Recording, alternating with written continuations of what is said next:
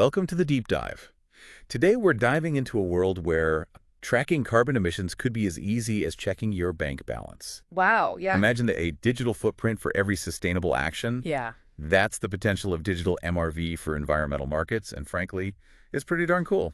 It really is. Like, imagine a world where we can measure our impact on the planet with incredible precision and use that information to drive real positive change. Right. That's what digital MRV, or digital measurement, reporting, and verification is all about. We've got a stack of fascinating research lined up for you today, focusing on two key players in the DMRV space. The IWA, which has put together a comprehensive framework for standardizing environmental assets, and Guild One, with their innovative V10N platform designed for digital carbon measurement and tokenization. Yeah, these two sources, I think, offer a really insightful snapshot of the DMRV landscape, and what's fascinating is how interconnected everything is. So let's get down to it, shall we? Absolutely. Let's start with the IWA framework.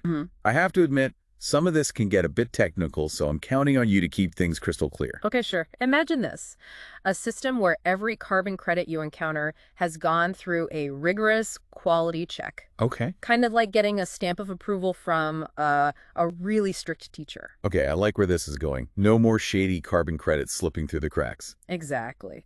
That's what the IWA framework is aiming for, a world where you can be confident that a carbon credit is actually making a difference. They've created a structured system using something called Accountable Impact Organizations, or AIOs for short. Think of them like the superheroes of the environmental world. Superheroes. Love it. Do they wear capes? Maybe not capes, but they do have a very important job. Each AIO oversees and manages multiple environmental projects, each one like a mini mission to tackle a specific environmental impact.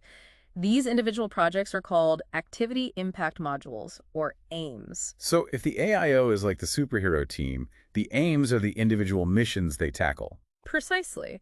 And here's the best part. Each AIM has to adhere to a specific quality standard to ensure the environmental assets they generate are actually credible and trustworthy. So it's like a rule book for saving the planet. Makes sense. You don't want any villains sneaking in with bogus carbon credits. Exactly.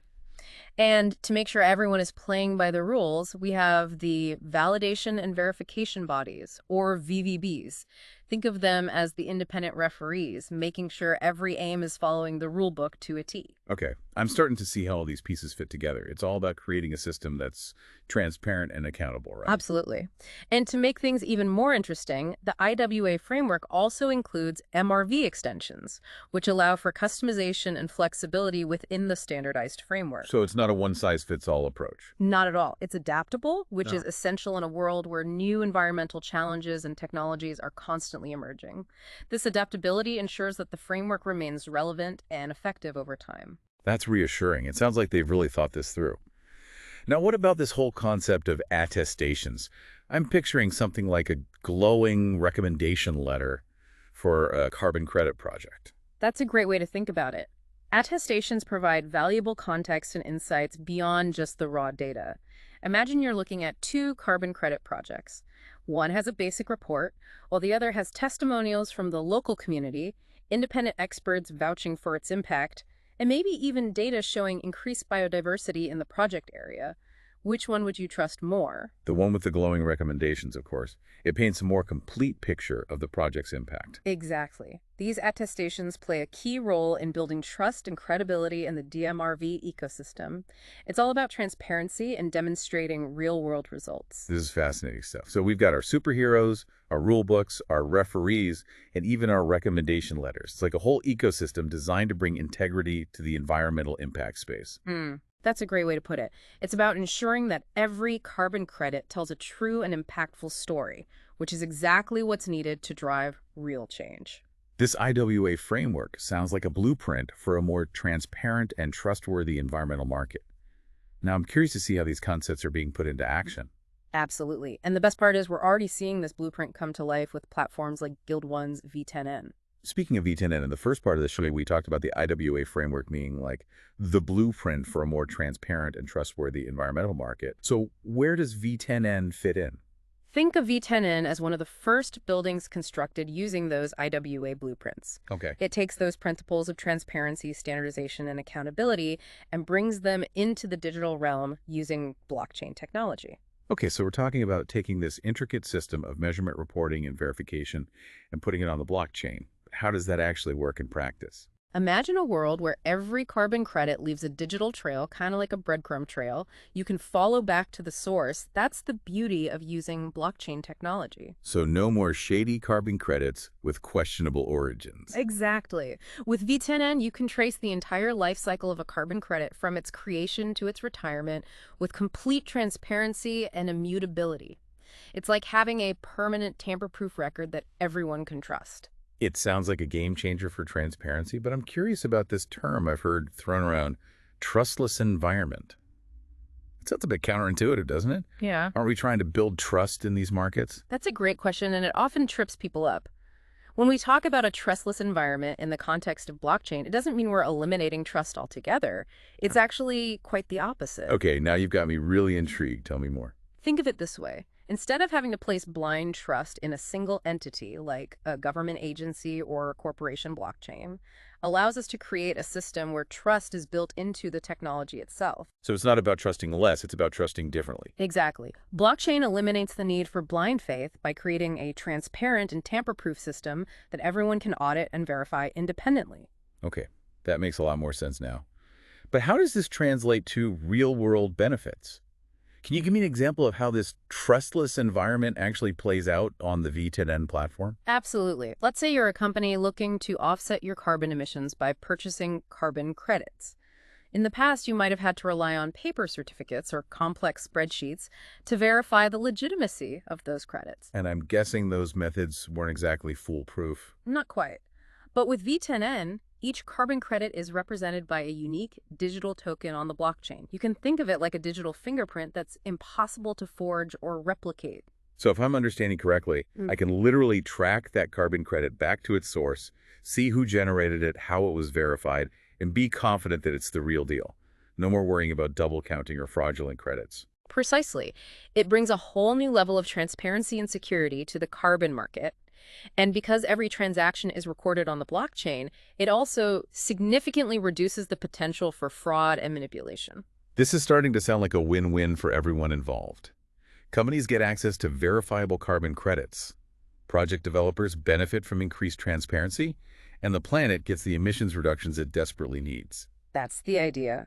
And what's particularly exciting about Guild One's approach is their focus on creating a collaborative ecosystem that brings together all the key players. Okay, I'm all for collaboration. Tell me more about this ecosystem. You've got your project managers, the folks on the ground developing and implementing those carbon-reducing projects. They collect data which could be coming directly from sensors out in a forest or a field, for example. And that data is fed directly into the V10N platform. So real-time data captured directly at the source. That's impressive. It is. And once the data is on the blockchain, independent verifiers can access it to ensure its accuracy and compliance with the chosen emission standards. Okay, so there's still a human element to the verification process. Absolutely. We're not trying to replace human expertise altogether. But the beauty of blockchain is that it provides these verifiers with an incredibly powerful tool. They can trace every data point back to its origin, audit the entire process, and be confident in their assessments. It's like giving these environmental detectives a superpower. I like that analogy. And once a verifier gives their stamp of approval, those carbon credits are tokenized on the blockchain, making them easily trackable and tradable assets. It streamlines the entire process, which is crucial if we want to scale these markets effectively. This all sounds incredibly promising, but I have to ask, are we just talking about theoretical possibilities here, or are there real-world examples of V10N in action? Great question. The exciting thing is V10N isn't just some pie-in-the-sky idea. They're already making waves with specific projects, particularly in Alberta, which has a robust carbon market. Alberta. What's happening in Alberta that's got Guild One's attention? Alberta has some of the most stringent carbon regulations in Canada, which is why it's become a hotbed for innovative climate solutions. Guild One sees a huge opportunity to leverage V10N's capabilities to bring even greater transparency and efficiency to the province's carbon market. Okay, color me intrigued. Give me the details. One area they're focusing on is tokenizing Alberta's compliance-grade carbon credits.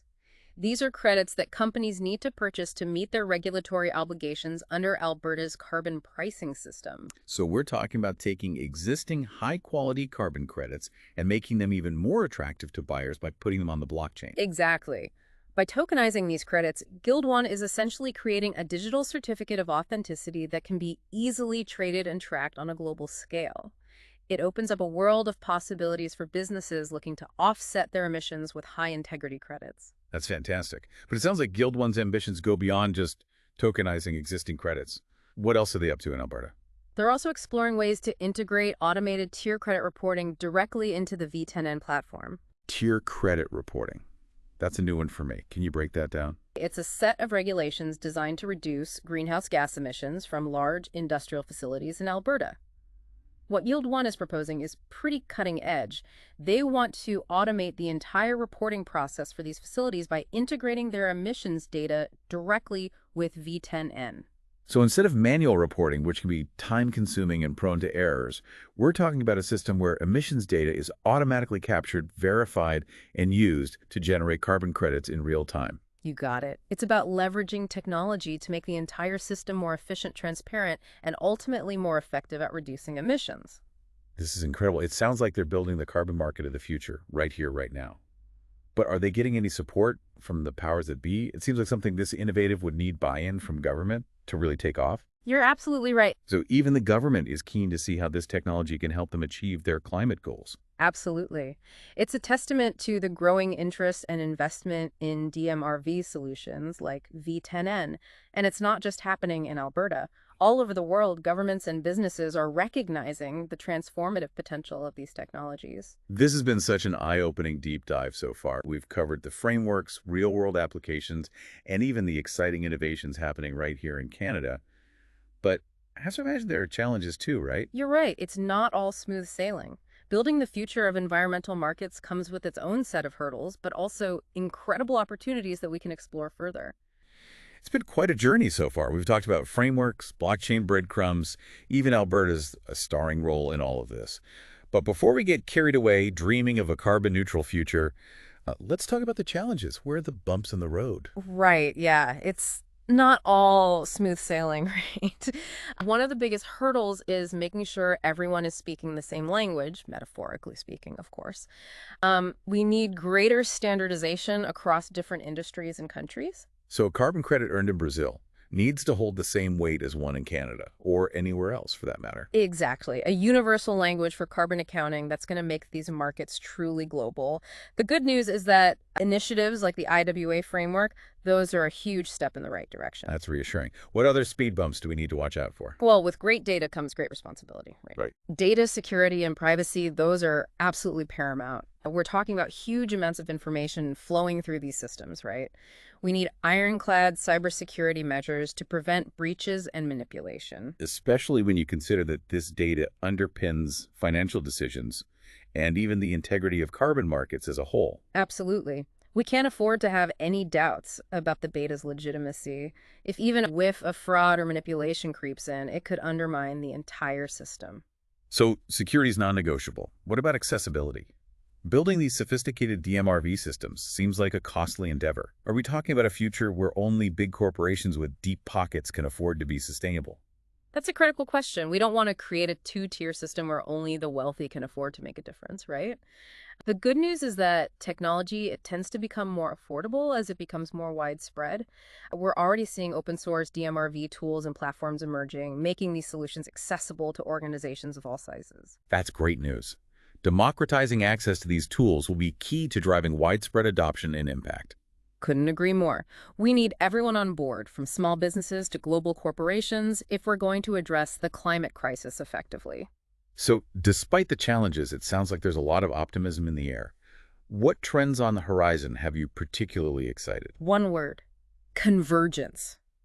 Remember all those cutting-edge technologies we hear about? Artificial intelligence, machine learning, the Internet of Things. Well, those aren't staying in their own lanes anymore. They're converging with DMRV in some really exciting ways. So instead of operating in silos, these technologies are joining forces. Give me an example. Paint me a picture of what this convergence looks like in action. Imagine AI algorithms analyzing satellite imagery, data from sensors in the field, even posts on social media all in real time to detect deforestation patterns, predict environmental risks, even identify illegal logging activities as they happen. Wow, that's incredible. It's like giving our planet a digital nervous system, allowing us to see and respond to threats with unprecedented speed and precision. And the best part is these systems get smarter over time. The more data we feed them, the more accurate and insightful they become. We're moving from a world of reactive environmentalism to one of proactive stewardship. I'm really liking where this is going. It feels like we're entering a new era of environmental action, one that's driven by data, transparency, and collaboration on a global scale. And here's where it gets really exciting for our listeners today. This convergence isn't just happening at the macro level, it's empowering individuals like you and me in ways we never thought possible. Okay, now you've got my full attention. Tell me more. Imagine having an app on your phone that lets you track the environmental impact of your everyday choices, your morning coffee, the clothes you buy, your commute to work. Like a personal carbon footprint tracker, that's something I definitely download. Exactly. DMRV combined with blockchain technology, it makes that level of transparency a real possibility. You could choose products based on their environmental impact, support sustainable businesses, even earn rewards for making eco-friendly choices. That's amazing. It's like giving consumers the power to vote with their wallets and reward companies that are doing the right thing for the planet. It's about aligning our values with our actions in a tangible way. And it goes beyond consumer goods, right? Imagine cities using DMRV to create smarter, more sustainable urban environments, from optimizing energy grids to reducing traffic congestion. Cities are like living organisms. Using real-time data to manage their environmental footprint just makes sense. Exactly. The possibilities are truly limitless, and that's what's so inspiring about this field. We're not just tweaking the system, we're fundamentally changing how we value and manage our planet's precious resources. This deep dive has been both eye-opening and inspiring. It's clear that DMRV has the potential to be a game changer in the fight against climate change, but it's going to require all of us to get involved, businesses, governments, and individuals alike. I couldn't agree more. It's a call to action for all of us to step up, embrace these new technologies, and demand a more transparent and sustainable future. What a fantastically hopeful note to end on. Thank you so much for joining us on this incredible journey into the world of digital MRV. It's clear that we've only just scratched the surface of what's possible.